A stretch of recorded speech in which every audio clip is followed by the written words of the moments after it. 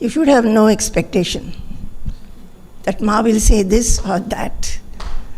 We should like to hear this or that. Ma should be made free to talk, whatever comes to her mind. Is it agreed? Okay. Okay.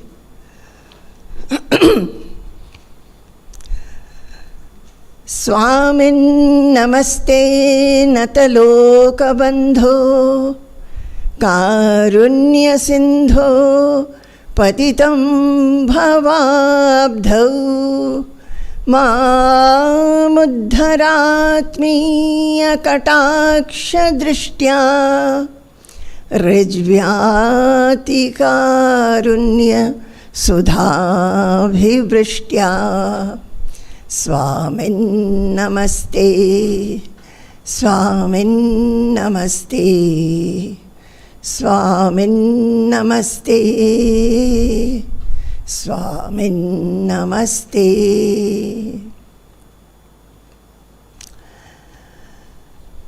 Naivendriyani vishayeshu niyunkta esha naivapayunkta upadarshana lakshanastha naiva kriya phalamapi shadavekshate sa swananda sandra rasapana sumatta chittaha swananda sandra rasapana sumatta chittaha.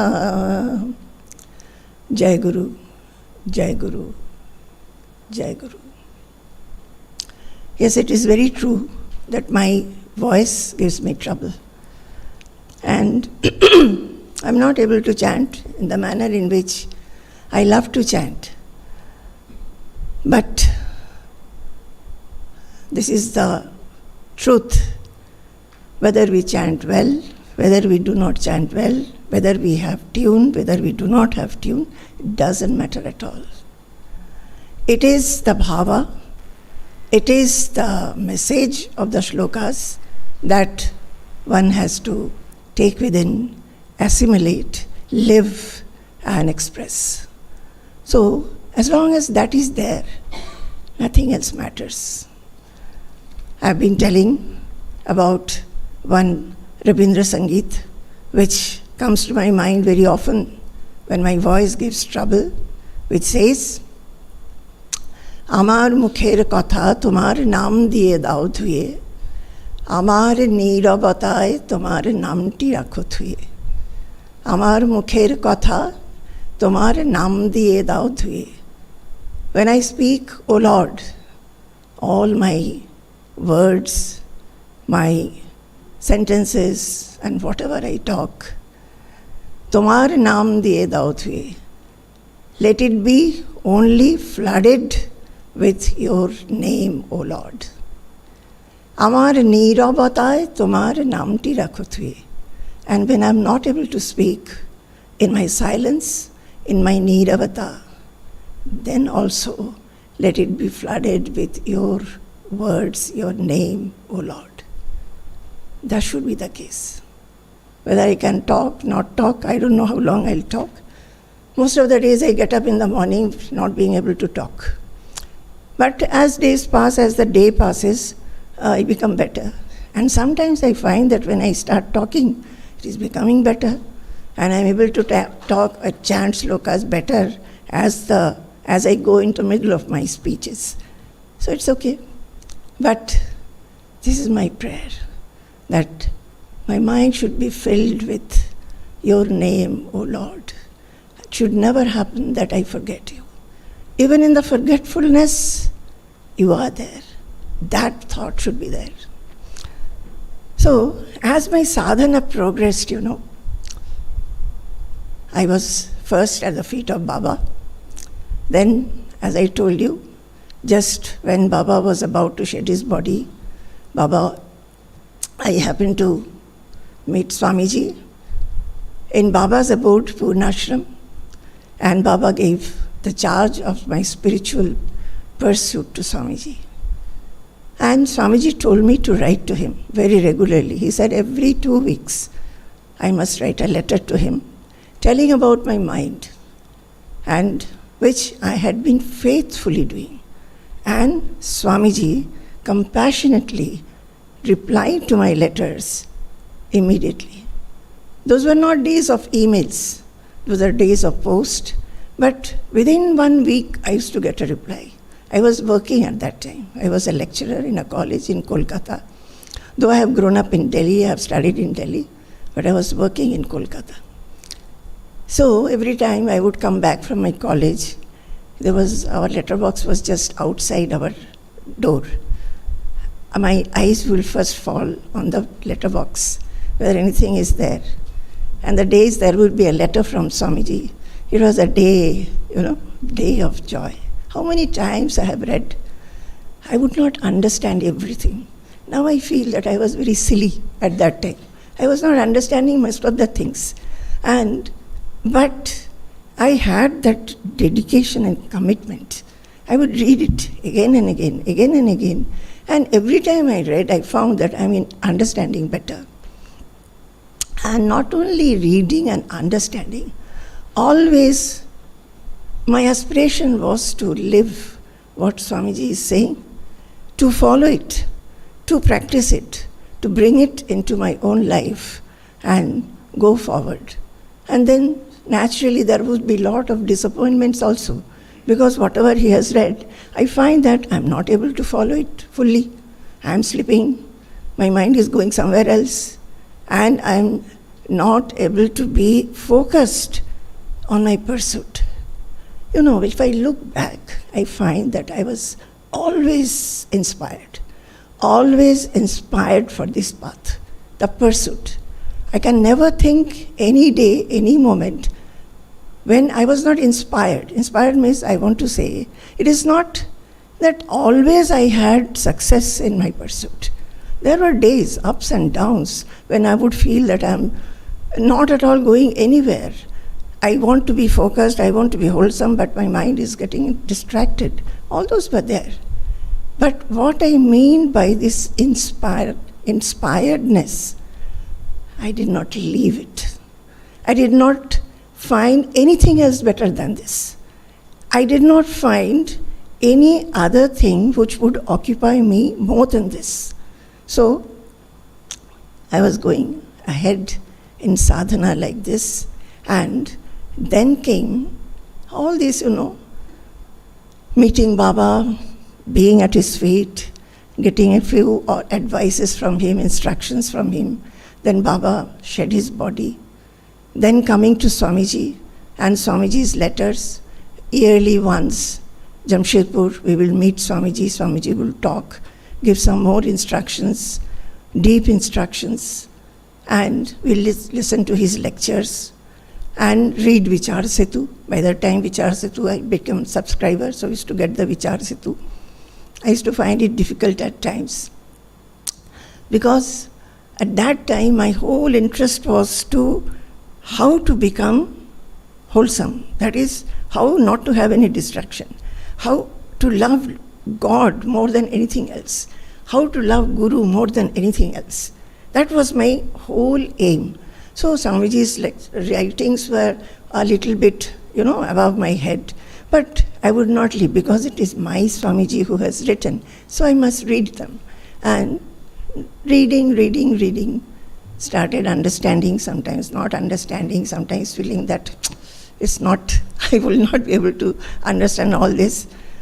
But then I think it was the blessing of the Guru, because of this inspiration, the aspiration that I had. I think it is the blessing that Maharaj came in our life. And we were in Kharagpur, we heard that one Maharaj, Swamiji from Kailash Ashram, he comes every year and stays with his disciples, and he gives some classes. And we were told these are not lectures, these are classes. So we went to have his darshan, and Maharaj talked. He was talking and we were listening. Then very bright, very short, thin, but brightness was there. Just like Baba and Swamiji, this is the third person whom I know now that was a knower in my life. So much of radiance was there around him. So he said, I think that you are quite serious seekers. I am taking classes, but I am very strict. If you can come every day, then you can come and join my class. If you feel that you will come one day and 3-4 days you will not come, don't come for my class. But this was an opportunity. We heard that he is taking up Upanishads. And Upanishads only have heard, not got any opportunity so far to listen to Upanishads. So started going to his class. For 2 years, whether it rained, whether it was sunshine, whether there were guests in the house, whether there were any other thing which was occupying, unless the body was sick and the body could not get up from the bed, we have been going to his classes 7 to nearly 8:30 every day. And on holidays, he used to take more classes, one maybe in the evening also. And the morning class used to go up to 10:30 sometimes. Suddenly Maharaj will say, there was one person who was a brahmachari, who was also working in IIT, but he had not married and he used to look after him. Are, all these people, they must be very hungry, so arrange for some food for them. So some puri and something from some aloo fry, everything will be made to and given to us. So like this, the great interest came for the scriptures, to read the scriptures. Although we were at the feet of Baba and Swamiji, and Baba has not really talked about any scriptures to me. His advices only were my scriptures. But Swamiji, we have been hearing him. He was talking on Bhagavad Gita. Every year when we used to go to Jamshedpur, it was Bhagavad Gita or Yuga-Vasishta Ramayana. It was the Uddhava Gita. And some other texts also he would quote from here and there, Mandukya Karika and other things. But this continuous study of scriptures, only when Maharaj started taking classes, and we gave a value to it, never missing the classes. In fact, many, our relatives would come, and so we started taking them also for the classes. We'll get up very early. Earlier we used to make the breakfast, everything ready for them, not knowing whether they were really interested in going with us. Then very soon, whoever would come from the family, everybody understood that this is our life and we are liking it so much. So what are they interested in? Let us also go and listen. So they also would start, our parents would go, or brothers and sisters, whoever came, friends. So this was, we got deeply immersed in reading the scriptures, and the Vairagya started becoming refined, sharpened. I had written to Swamiji that, Swamiji, such an opportunity has come. Shall we go and attend the classes? Swamiji said, yes, go and listen. And he would ask us about Maharaj, especially when we came here and started our life at the feet of Swamiji. We have been telling Swamiji a lot about Maharaj and how his classes, and those are also not very classes, he was very much connected to all his students, very few students, because everybody cannot come every day. So if somebody did not come for 1 or 2 days, they will get a lot of scolding. So naturally, some were devoted, they would try to come. So only 5 or maybe maximum 7, 8 students were there. So we would tell what all Maharaj had told, and Swamiji became very fond of him just by listening about him, how he was very fond of us, and how he used to, as I told you, when we will take flowers, he'll get up from his seat and he will offer it to his Gurudev, tell us about his Gurudev. And those faces will be bright and shining when he spoke about his Gurudev, which I found when I came for the first time as a visitor in Ashram, my first visit to the Ashram. Swamiji was telling about Baba. I found that Swamiji's face also gets so, brilliant and so happy talking about My Baba. Swamiji would always refer my Baba. So these were certain things which I don't think they had to tell anything, but just it went inside, that how one can be fond of one's Guru with the fondness which is much, much more than any fondness.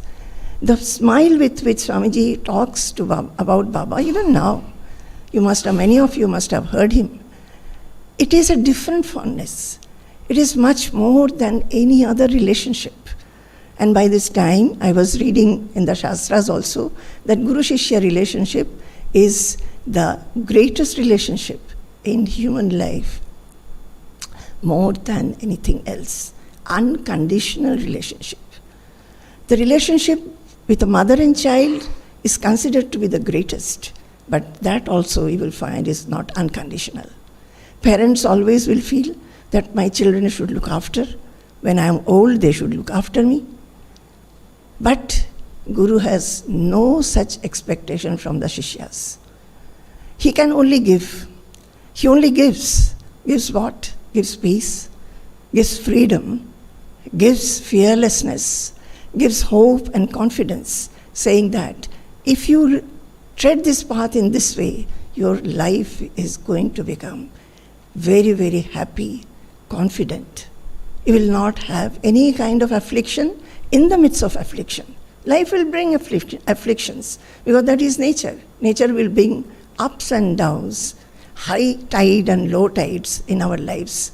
But the Guru will teach how to be afloat in the midst of all that. But we have to hold his hand. We have to go forward holding his hand. We cannot be judgmental.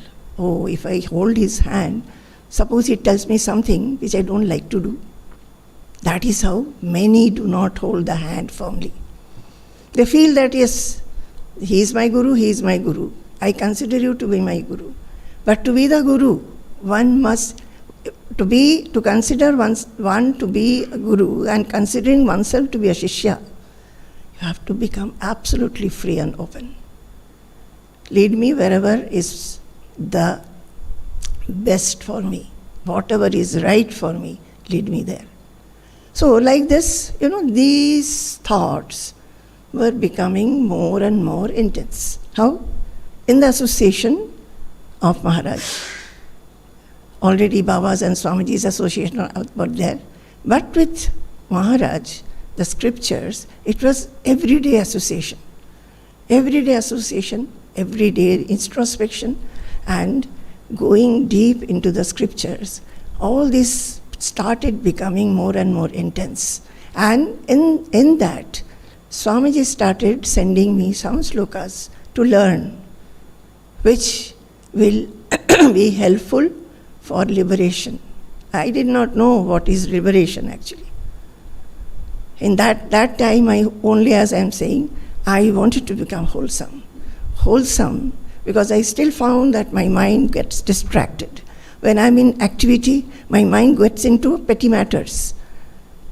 And when I'm in interactions, my mind gets affected by others' behavior, talks, comments. So I used to feel that I'm forgetting God. But I want not to forget God. I do not want that kind of a situation when I will be worldly. I wanted to be in a divine feeling always. Is it possible? Is it possible? How many times I have wept? How many times I have felt that when will that day come when I will not forget you, O my Lord? Who is that Lord? That also I did not know. No picture of a Lord, no picture of any idol was there in me. But I knew there was a supreme power, and that supreme power was all-pervading. That supreme power, in the very first letter or second letter, Baba had told me, he is inside you. That much I knew. Very firmly I knew. Very firmly I knew, but I was not able to remain connected. So as my intensity started and scriptures came as a companion, a friend, and I started understanding, and from the lips of the saints I heard, what?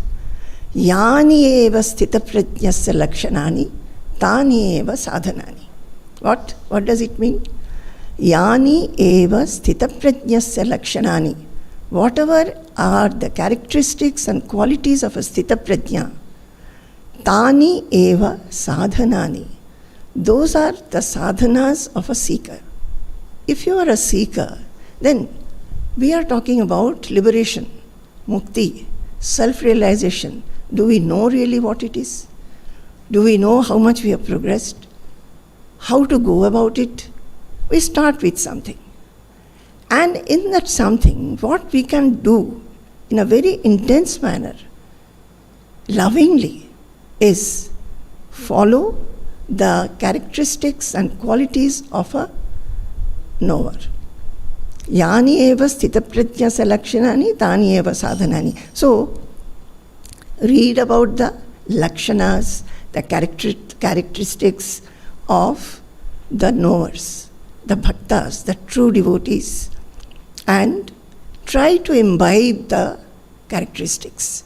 That should be the aim. See, our aim is self-realization. It's so abstract. How to go about it? So the Shastras are saying, yes, there is a way. Don't be afraid. Start with this, qualities. These are the qualities of knowers. So you take some qualities and try to achieve them, try to imbibe them, see whether you are able to, see why you are not able to, introspect. You must have viveka, you must have vairagya. Viveka is apply your intelligence to see what is right and wrong, what is good and bad. So this quality is a particular quality of a knower. Say. Now I understand that quality, I find that I am not able to. Why I am not able to? What is hindering me? What is my obstacle? Can I go beyond it? Then you ask somebody who knows. Ask your guru if you have a guru. That this is where I am getting stuck.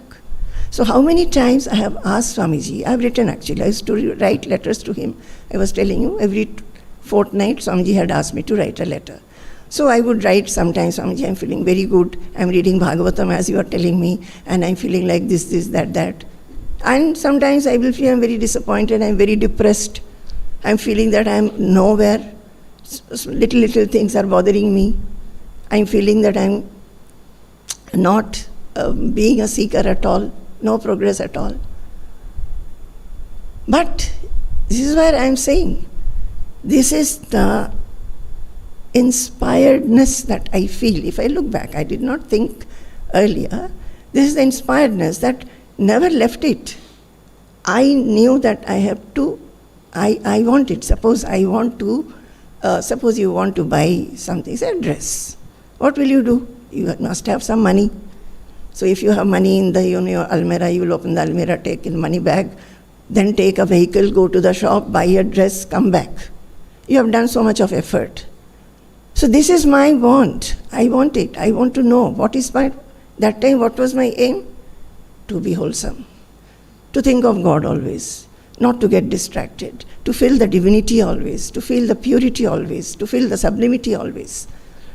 So why I am not able to? I am writing to my Guru. Please tell me what I can do. And that is how Swamiji was writing.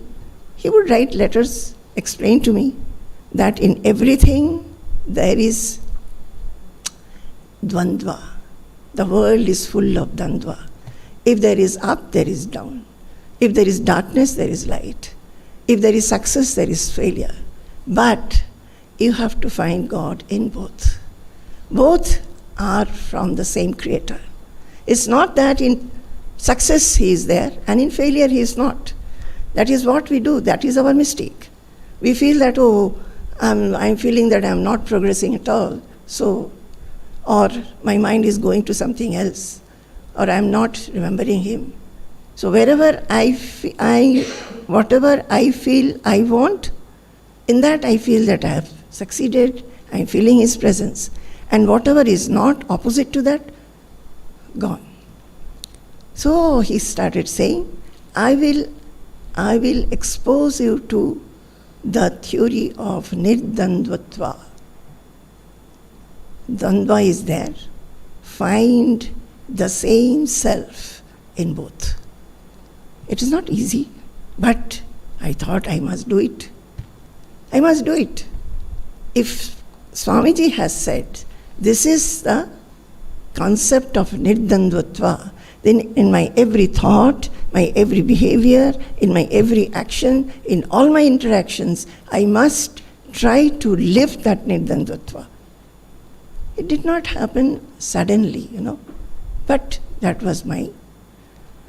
So, yani eva sthitaprajnasa lakshanani tani eva sadhanani, when I heard, it gave a new meaning to sadhana.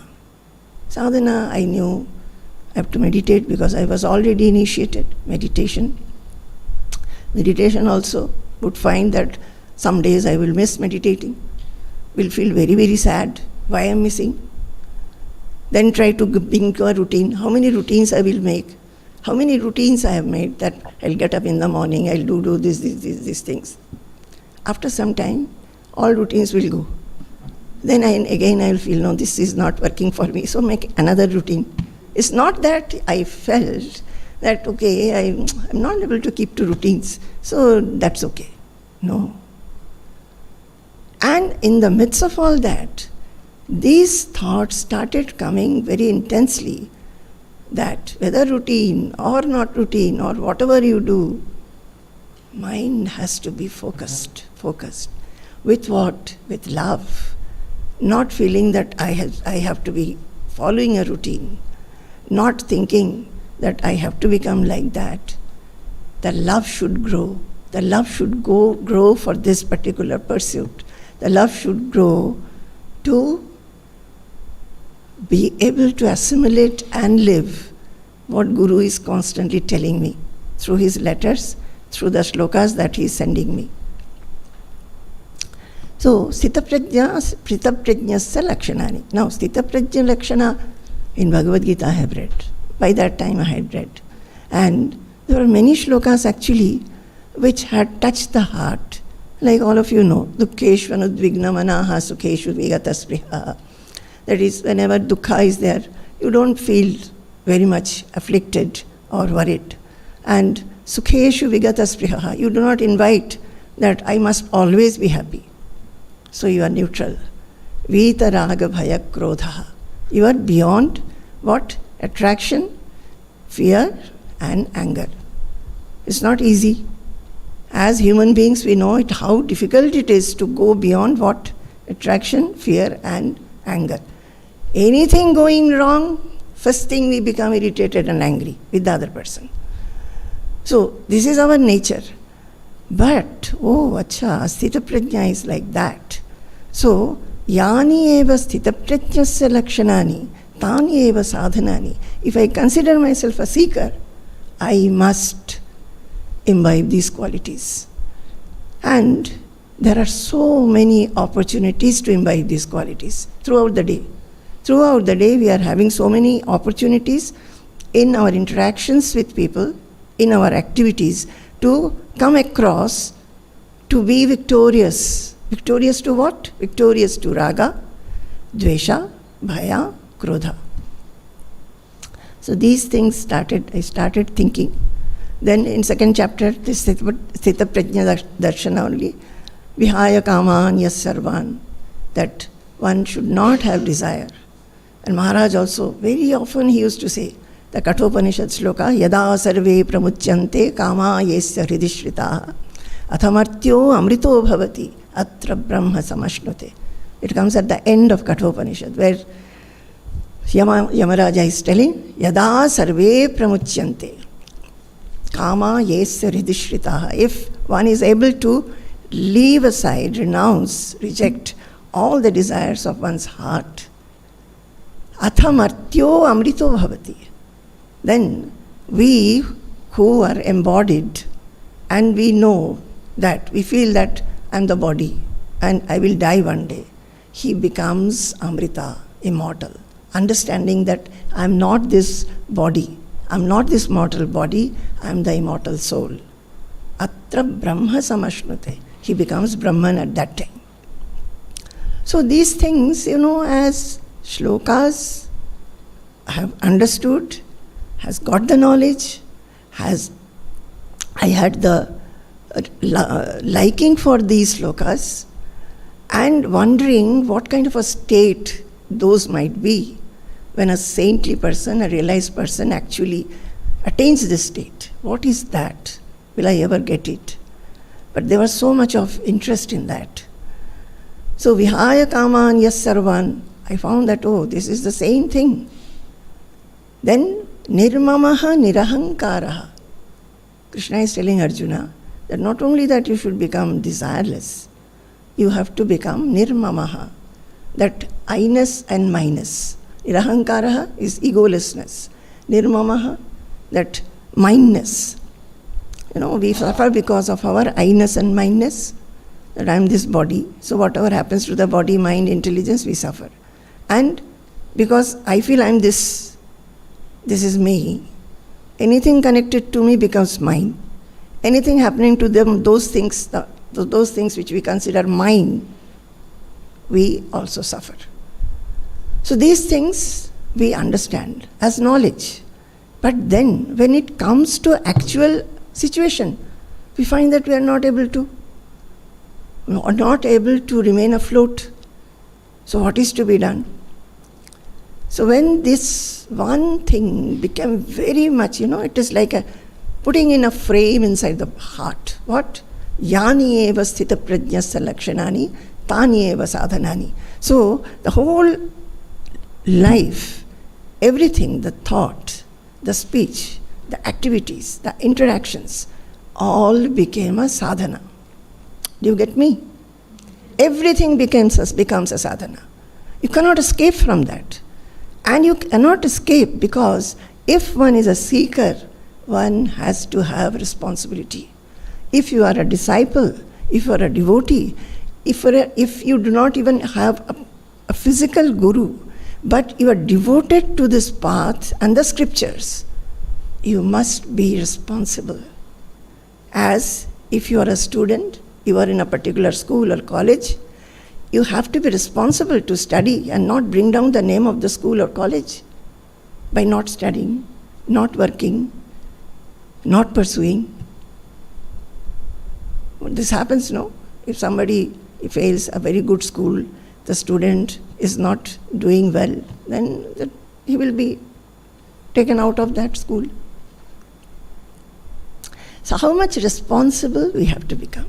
But in that responsibility, I tell you, my dear children, that there is a lot of love, there is a lot of feeling, there is a lot of sweetness in that. It's not a feeling that, I'm not able to do. The very trial, the very experiment, the very walking is so sweet. And that sweetness grows when you start thinking, if you have a guru, that this is my offering to him. If I do a little bit also, it is my offering. I'm trying to do to please him. Tava priyartham. Whatever he says, if I do not listen to it, then will he be happy? No.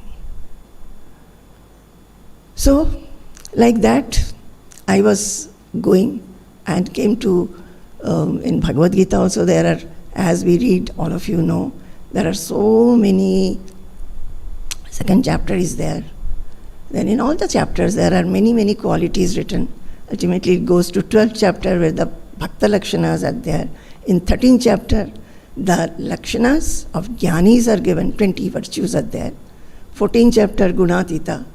Like that, if you go on reading, you will find that there are many things which actually becomes a very good, I always felt that it is a great adventure actually.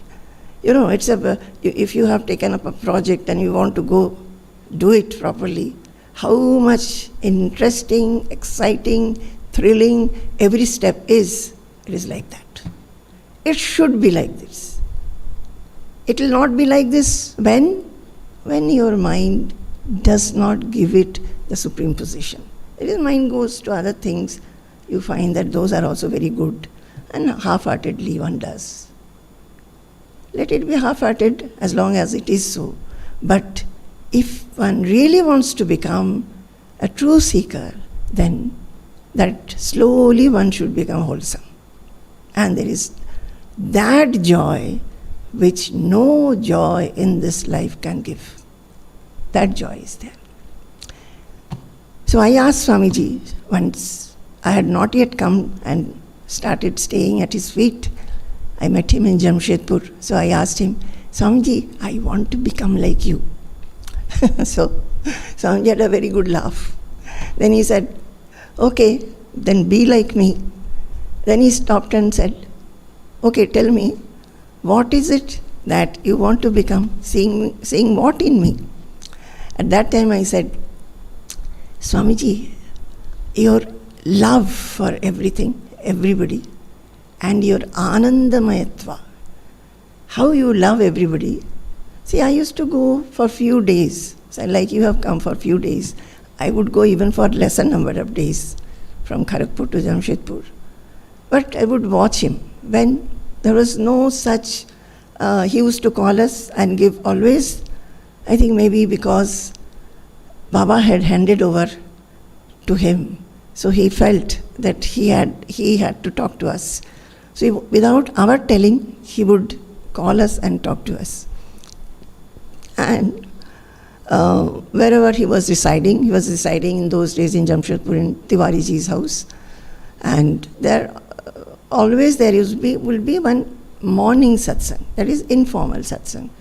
Not a lecture. Anybody can ask anything. Sometimes some people will sing some bhajans. So it was very informal. So I would watch him at that time. I would watch him when he would come. We have all taken seat. I was very young at that time. I could sit down below also. So I'd be sitting below. I will see Swamiji coming out from a corridor. There was a curtain. So from behind the curtain, he will come into the hall, big hall. So those quarters had big halls. So many people could sit. So he would come and sit. And I would notice this chandanam, how beautifully he has put it. So much elliptical. Some days it is a little round. And he looks so beautiful. And his mala, when he talks, the mala goes like this. So this only, And then I would find that he's so much attentive to everybody. He would not miss anybody. He'd ask everybody something or other. And when anybody asked him question, so lovingly he would give replies. Not to talk of the some lectures and talks which he gave. Lectures always in a hall, you have a distance. But these informal satsangs were a little closer, So I could watch only that much. Then sometimes he would suddenly, maybe somebody had asked for time with him. So suddenly some Tiwariji will come and tell him something near him. So I was also at that time only, as a participant like you, sitting and watching. So swiftly he will get up. So swiftly he will walk inside. And that person who has to talk to him will be also taken inside. So this swiftness, the briskness, which I had seen in Maharaj also, the briskness with which they get up. Maharaj would be only sitting, and he was only sitting and reading and writing. He had an almirah full of books, but he had to take his books. He'll get up, go, take the book, come back, sit. So I felt that, they never are distracted. Their whole, whatever they have to do, their whole focus is that. So I also want to become like that. Very small things. But it had gone into me. And then, so I said, I want to be loving like you, and I want to have your anandamayatva. At that time, I think that came to my mind, so I told that.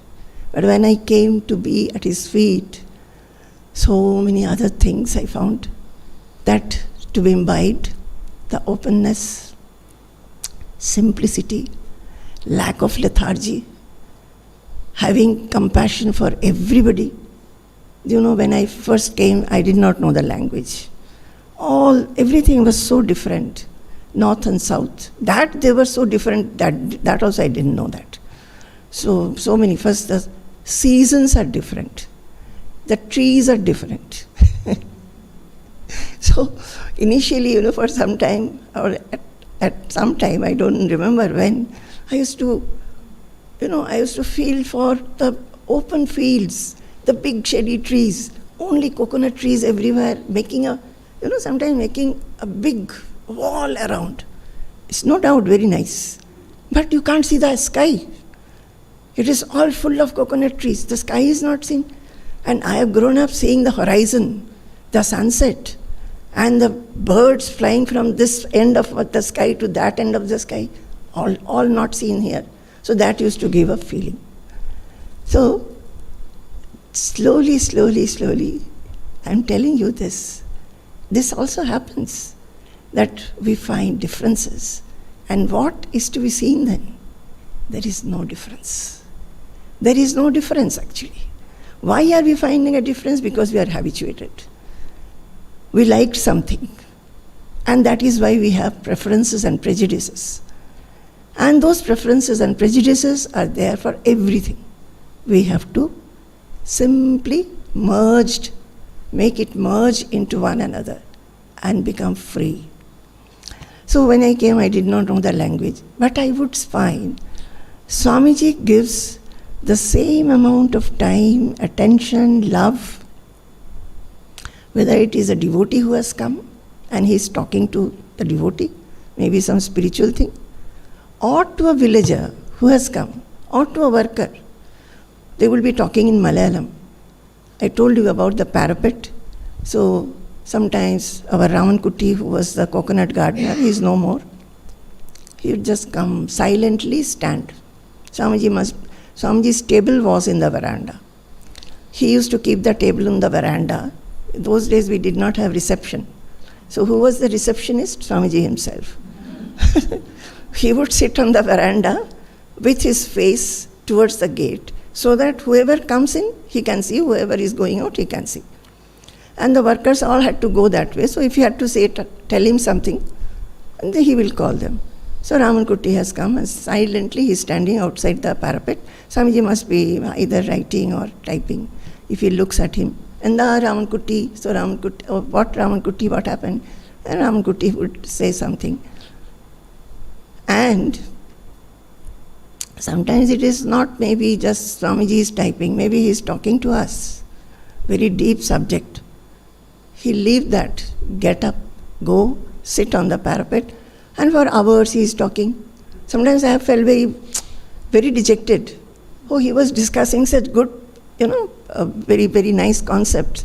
And he has just gone away and I'm not able to understand what he is saying. Definitely not spirituality. Something about the coconut garden. Like now the whole talk in the ashram, you all are not coming to know. Whole talk is that our,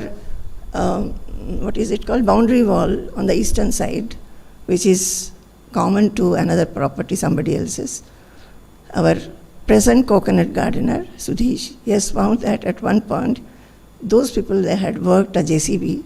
So mud has gone away from the boundary wall at one place, and it's a very serious, dangerous thing that we have. It was discovered yesterday. So from yesterday, a lot of talk is going on. Swamiji is going and meeting the workers, telling them, giving them direction. Earlier days, he would have gone there. But nowadays, we do not allow him to go there.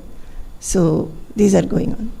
So these things, being the same to everybody, showing the same kind of love. He always tells about the workers. When we first came, there were very few workers. Ashram was very small, resources were very less, and a lot of austerities we have gone through. Swamiji has gone through much more than what we have. It's not like what we have now. And in those days, if we had to buy something from Thrissur, we had a car, no doubt. There was one person who used to drive the car. He was from the village. So, but the car would not go unless there was a very big list. I mean, if you take the car out in the morning, the one who has gone to buy things can come back only at 4 o'clock in the evening. Everything on earth had to be listed out so that once you have gone, and that person, Sridhar Nair was his name, he was very afraid. I think once he was got, fined by the police. So, because he had parked the car at a wrong place. After that, he became so afraid that he would park only at one place. And then you, poor thing, you will have to go around walking throughout Thrissur to buy all the items in your list. So, and he used to say, Sridhar Nair used to say that next time I want to become the mahout of the elephants. Because in Kerala you will find that elephants are walking on the roads. And if elephants are walking, all the cars will have to go to a side. So he feels that he would like to be so that he gets the chance to go forward unhindered.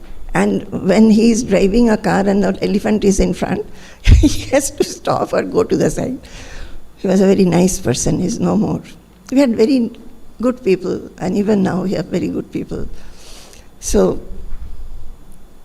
Sridhar Nair, he would, so in the morning we have to go and then go, and our austerity was nothing to be taken from outside. Nothing. We cannot, even now it is so, we inmates of the ashram, the renunciates, when we go out, we will not buy anything from any shop and eat or drink. So we at most carry one bottle of water. So this was our austerities. Why did I talk of the austerity? So I was saying that all these things I noticed and found that how Swamiji behaves with people. He would, all the workers, he says, they are born from my mind. They are my, and he behaves with them like that. It's not that he doesn't scold them or he doesn't reprimand them. He does. But I know very well, we all know, that there is no difference in his mind. Always he would like to see that they have come up in their lifestyle, he has done it, and they are all happy. Even some new people have been employed very recently. So he has been saying that I always want all of you to live happily. For that, you come and talk to me. I will make your minds happy and peaceful. And if anything is to be done, I will do that. So these things, when I saw, naturally there was a feeling that how to, imbibe them. There was a feeling, I don't think that I even thought that I have to imbibe. Those things were so good that just like from parents, we learn many good things.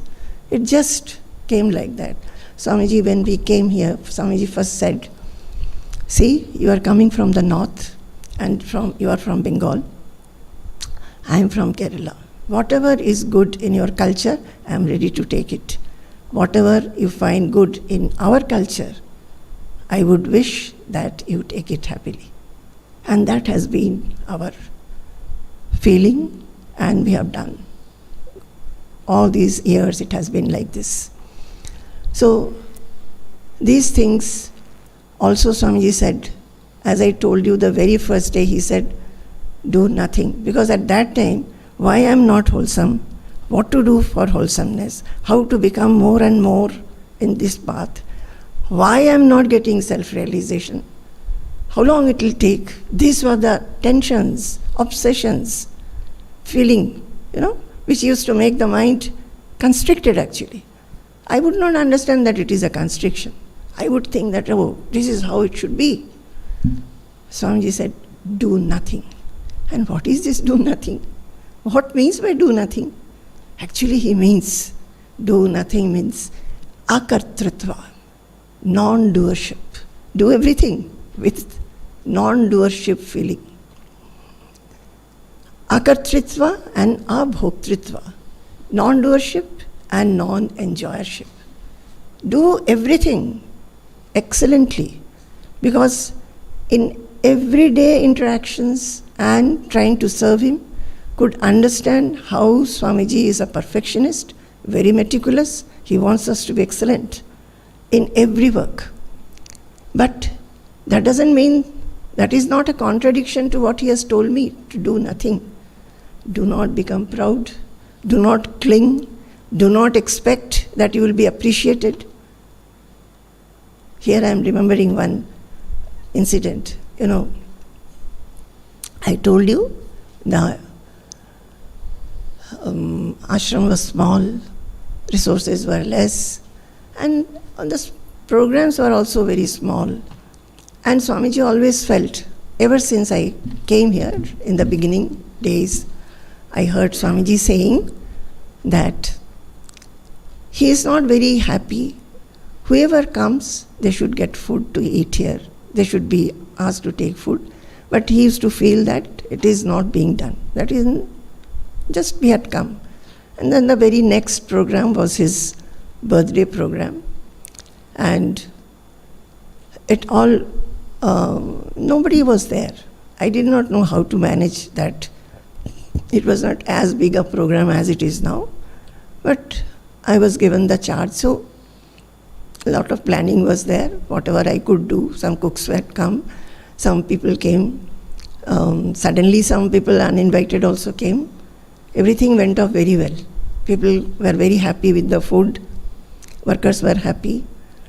So at the end of the day, I told Swamiji that Swamiji, everything went off very well. And Swamiji said,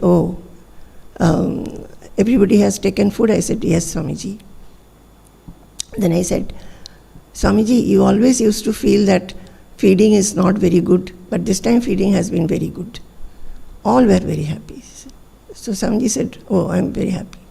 Then I said, Swamiji, I thought that you will appreciate me for this.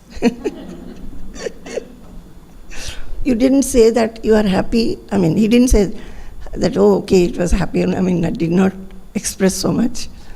Swamiji, I thought that you will say that you are happy and you will appreciate. So Swamiji looked at me and said, you should have reminded me about that. See, that time, maybe I was 37 years old at that time, and I have done something very good, not knowing the language.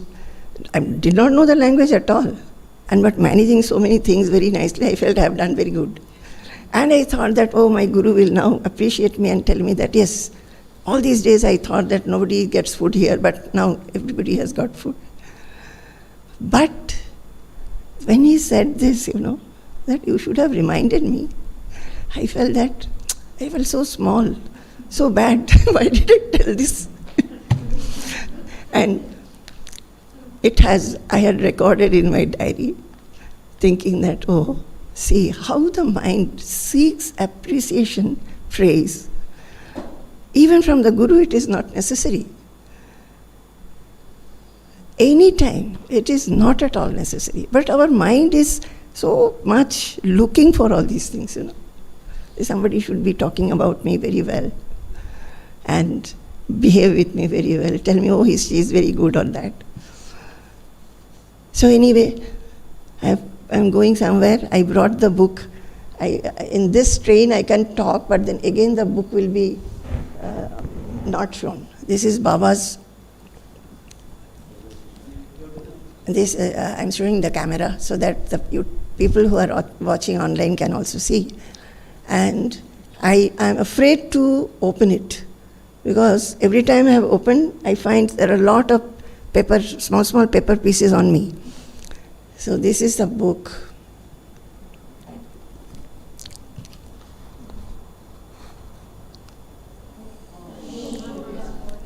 Ayyo.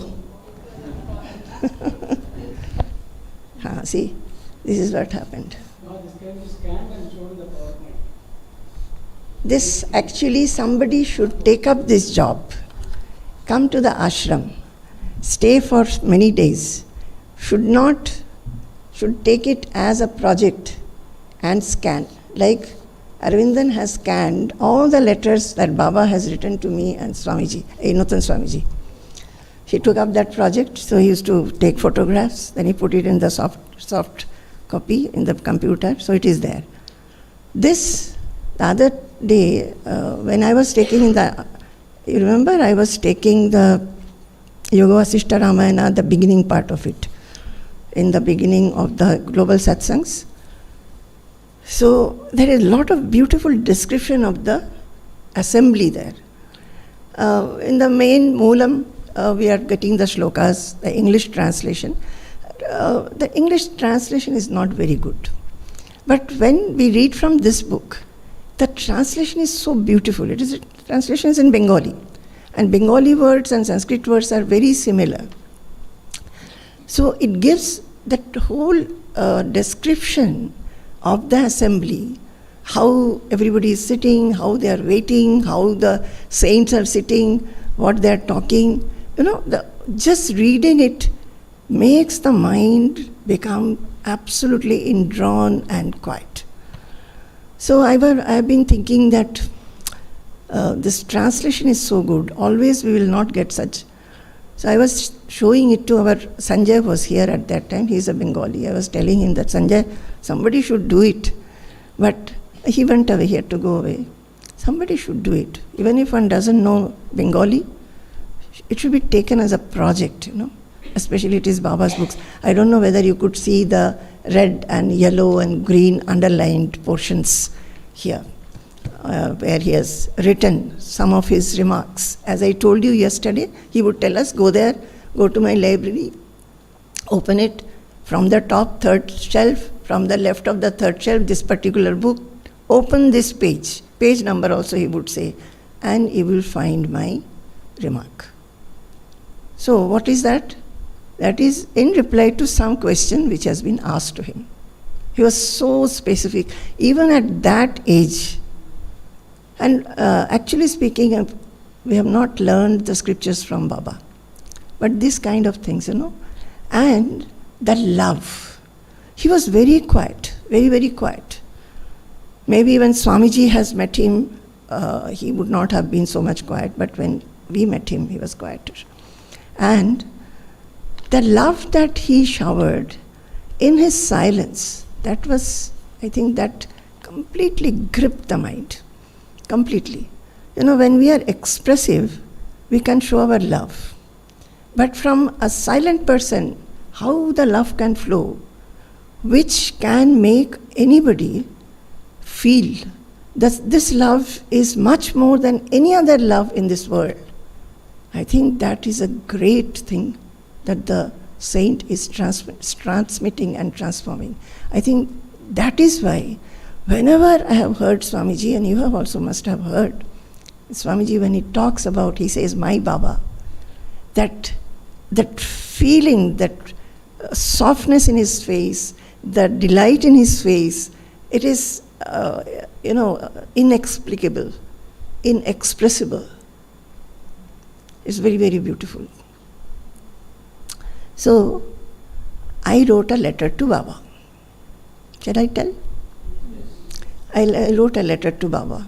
At that time, I was in Delhi. I was doing my research. And suddenly, at that point, I started feeling that everything is impermanent in this world.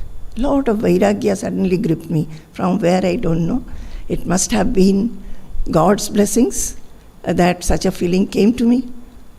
And I felt that I belong to a very good family with no lack in anything. And so there was no reason why I should feel like this. But it came, and I started feeling that all the joys that we get this moment, next moment it is gone. And so suppose there are some get-togethers or meetings with very good people, or you read something, you get some gifts, everything is over. It becomes old, doesn't stay, and the mind looks forward to something new again. So is there anything permanent? Is there anything permanent? Will anybody tell me that? Is there anybody to tell me? Will I meet that person? Even if that person tells me, will I be able to understand that? All these thoughts, I think they were coming in the mind, in an intense manner, it becomes more and more intense. I had no solution to that. I only wept. I used to weep. Whenever these thoughts would come, I used to weep. Weep to whom? Weep to my indweller. And how did I think there was an indweller? That was a habit that my mother had grown in me, in our siblings. Mother had told that you should pray to God every day. And you should talk to God. Pray to God. What is the prayer? Amake bhalo karo. Amake bhalo meye karo. Make me a good girl.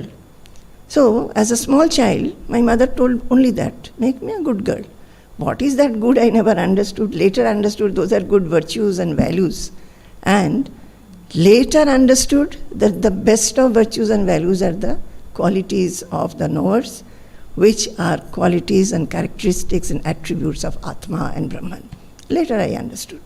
But at that time it was good means, it should be loving, sacrificing, having sympathy, not finding fault with anybody, helpful attitude should be there. I mean, that's such good qualities. And my mother also said that, God is within you. So every day, that was the prayer. And some days the prayer, I would forget the prayer.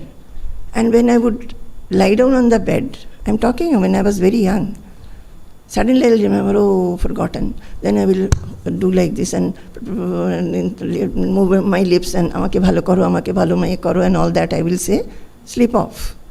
But that feeling that he is inside was very, very deep and very true and living.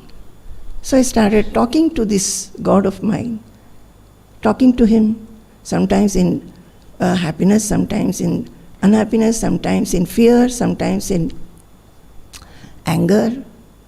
Anything and everything I would address to him and say.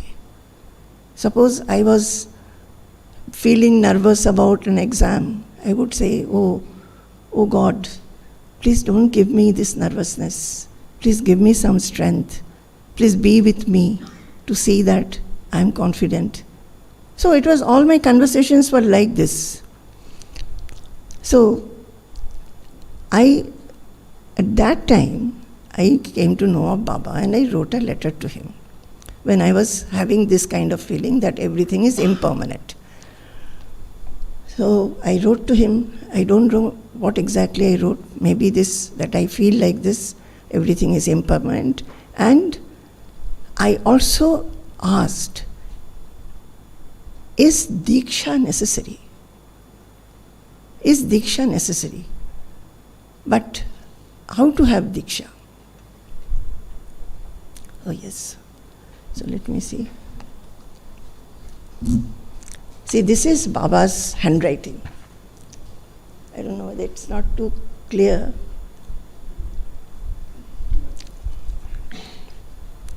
So he is writing, Magu. In Bengali, we address the young girls as Ma. Magu means it's a very sweet address. And small boys will say Baba. So he has, after while he has written the reply, when the reply came, for Baba's letter also, this happened earlier than I used to get from Swamiji. I wrote the letter and every day I will look at the letterbox.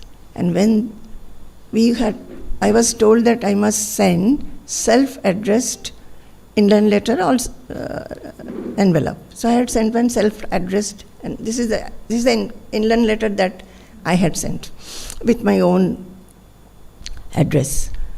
So when I found that, I took it in my hand, and for a long time I could not open it and read it because tears were flowing so much.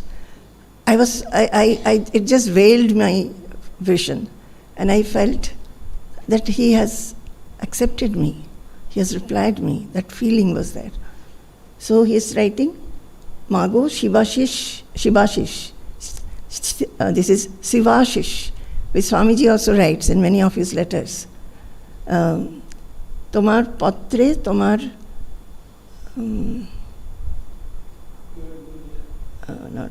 I thought that I'll bring my soft copy. So I will read the English. So he wrote, whatever is the English is there, translation. পড়তে পারছো? পড়ো তো।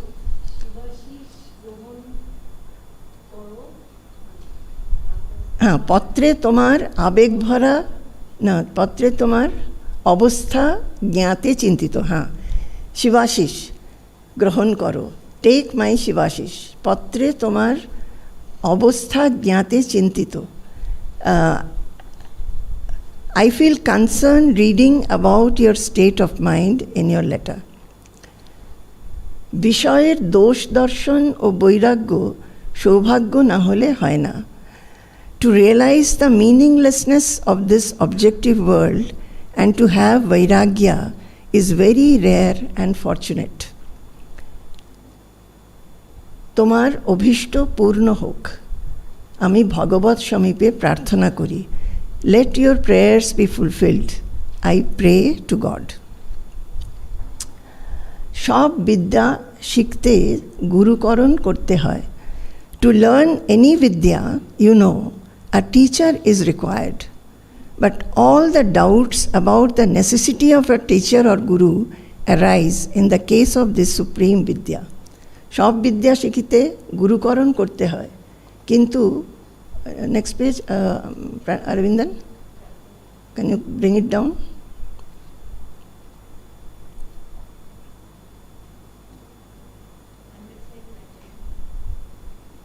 Okay, anyway, the handwriting you have seen, I will read the English. This is very, very important. To learn any vidya, what I had written, I had asked that is it necessary to have diksha? So Baba is writing, to learn any vidya, you know, a teacher is required. But all the doubts about the necessity of a teacher or guru arise in the case of this supreme vidya. In any knowledge, we need a teacher. See, even when a couple, they may be teachers, they do not teach their children themselves. They will put them in a school under a teacher. Why? Because in the school or college there is a system of teaching, and those teachers will be teaching in that system. So there is no doubt about it. Everybody will take their children to school under a teacher. But what Baba is writing, but all the doubts about the necessity of a teacher or guru arise in the case of this supreme vidya. But this Brahmavidya, which is the supreme vidya, which is the vidya or knowledge about one's own life, one's own real identity, knowing which the life will become eternally peaceful, confident, fearless. People are feeling whether we have to have a guru or not. That doubt comes to the mind. No, we are listening, we are reading the books, we are reading the scriptures, we are listening to so many lectures. We are sometimes going and meeting and offering our pranams. But actually, an association with a guru is necessary. Just like when we learn, say A, B, C, D, 1, 2, 3, 4, we need to learn from a teacher. And all our subjects. Also, he has written, yes, guru is indispensable. In submitting to a guru, the superior is recognized and ego is sublimated. When we have a guru, say we are learning in a school, then we pass school, we go to higher centers of education, college, university. There also we are learning under a teacher, and everywhere we feel that he knows much more than me, and we are ready to accept whatever he teaches. So, in submitting to a guru, the superior is recognized and ego is sublimated. Suppose a student goes, and when the teacher in the school or college teaches, and the student says that, no, you are not doing it all right, I know it better. That is not the way. So, here also in Brahmavidya, when one submits to a guru, the superior is recognized and the ego is sublimated. Come, if you have time and convenience, I shall hear you and help you as far as possible. So he wrote to me that, I wrote that whether Diksha is necessary. I was in Delhi and he was near Calcutta. So he said that, come, if you can, then I will talk to you and tell you. But how could I go? I was only a student. My parents at that time, even if I told them, I think I told them also, they were not very ready, thinking that what is this she is talking about? Let her finish her PhD and all that, and whatever further she wants to do. What is this going to a guru and taking Diksha? That is what many people think. They do not understand. Actually, all those are blessed who understand, who take their children also to such saintly people. They are doing the best of benefit to the children. So anyway, so I must have written something again to Baba. So Baba is writing, I feel concerned and touched reading your emotional letter. But what is to be done, I do not know. See this emotional letter. I was very emotional. When I first met, these are all letters, no? After that, when I first went and met Baba, Baba laughed a lot and said, you are very emotional. I was always enjoying your emotional letters. I don't know what all I have written. But I can tell you, I was always very open. Whatever came to my mind, I would write. Because I needed a solution. I was not trying to project myself in any good manner, that Baba should not think that I am this. Baba should not think that I am asking something very, very, trivial or silly thing. I feel concerned and touched regarding your emotional letter. But what is to be done, I do not know. Baba is writing, as long as there is hindrance, one must think that the time for initiation has not yet come. Parents are also like Guru. They are your well-wishers. Why would they hinder your well-being? See how beautifully he is writing. Suppose my parents are not agreeing, I will feel that parents are not agreeing. But he is putting those thoughts in me. Parents are your first well-wisher. Even youngsters, they may sometimes feel, no? Everybody has gone through that stage. We start feeling that, parents are not understanding us, not considerate to us, not allowing us to do many things. She is the one youngster. All are elderly. I hope you do not feel like this. But even if you have felt like this, and those who are listening online, if youngsters are listening, I tell you, it happens to everybody. When we are young, we feel that the elders are not understanding us. They are not allowing us to do what we want. But know that elders, especially the parents, are the first well-wisher of any child. And they will never think wrongly or something which is not good for the child. So he's writing, parents are also like a guru. They are your well-wishers. Why would they hinder your well-being? Maybe just now they do not agree. Never should you get irritated. I must have written that I get irritated with them. Otherwise, how Baba will write? So I am telling you the openness with which I have written. I want to tell you that. It's not only imbibing the qualities of a knower that I have taken the theme. To imbibe it, the association with a saint has to be very, very open. I must have written, otherwise why should he write irritated? Pray at his feet with all your heart to give you the opportunity. He will set everything right. Before that, this pray at his feet means Lord's feet, God's feet. Pray at God's feet with all your heart to give you the opportunity. He will set everything right. Before the treatment of a patient, the doctor has to go through the case carefully and patiently. Then only the right medicine can be prescribed. This is a great responsibility. Very true. Suppose we go to a doctor. Suppose we have fever. So we are only telling, I have fever. I have not said that along with fever, I am also having loose motion, or having cramps in my abdomen, or I am having running nose, or my ear is blocked. Will he be able to give the proper medicine? Will not be able to give. So Baba is writing, before the treatment of a patient, the doctor has to go through the case carefully and patiently. Then only the right medicine can be prescribed. This is a great responsibility.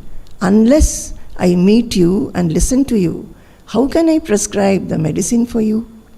At times, it may not be effective. It may even be harmful. This eagerness for Diksha is also a sadhana. Also a sadhana. Why? Any sadhana means the seeker has to become wholesome. I want Diksha, that cannot be. But just be prepared wholesomely to have Diksha. When your mind feels that I want it really for myself. This eagerness for Diksha is also a sadhana.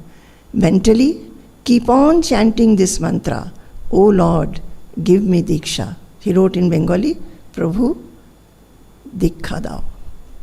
Prabhu, give me Diksha. This was the Bengali sentence.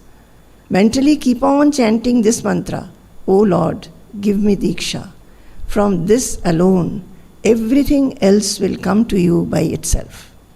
Do not be disappointed. Have no fear. The Lord resides within your own heart. This is what he wrote. And then he wrote, I bless you. In the third letter he wrote, I bless you. Aravindan, you can show the second and third letters. I bless you. Let your desire be fulfilled. But there is a little delay. Do not worry about that at all. Proceed as I have written in my earlier letter. What he has written? Please give me Diksha. And that is a sadhana. And don't get irritated.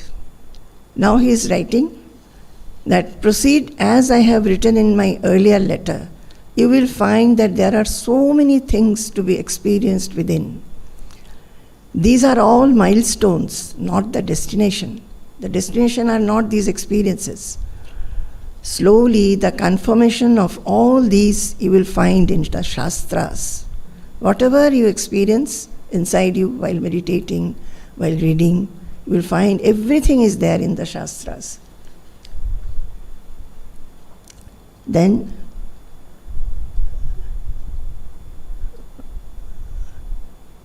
but do not be impatient about this path now.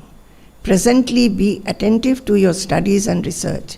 Ultimately, you will find that all roads lead to Rome. Even if I do not live till you attain the goal, some jnani, preordained, will tell you the rest and fulfill your desire. How?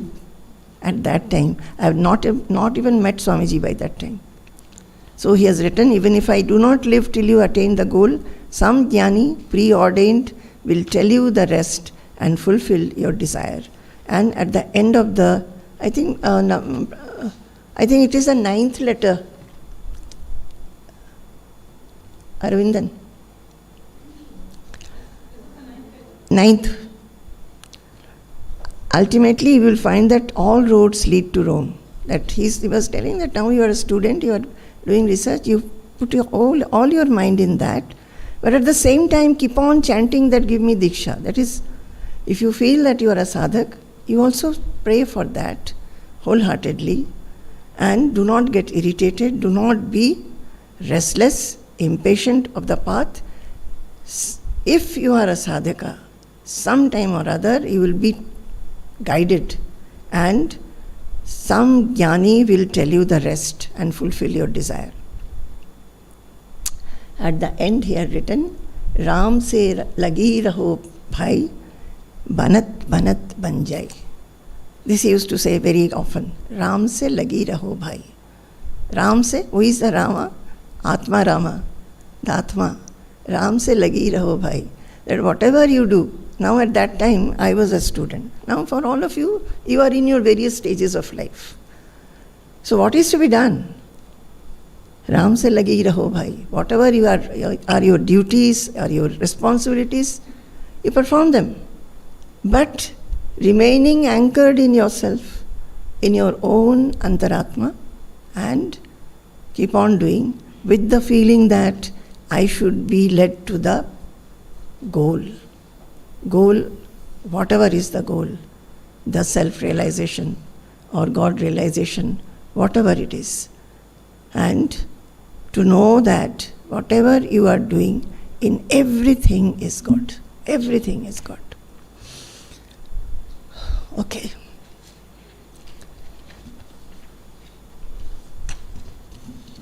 Sampurnam jagadevanandanavanam sarvepi kalpadrumaha gangam vari samasta vari nivaha punya samasta kriyaha vacha prakrita samskrita shruti shiro varanasi medini sarvavasthitirasya vastu vishaya drishte parabrahmani sarvavasthitirasya vastu vishaya drishte parabrahmani.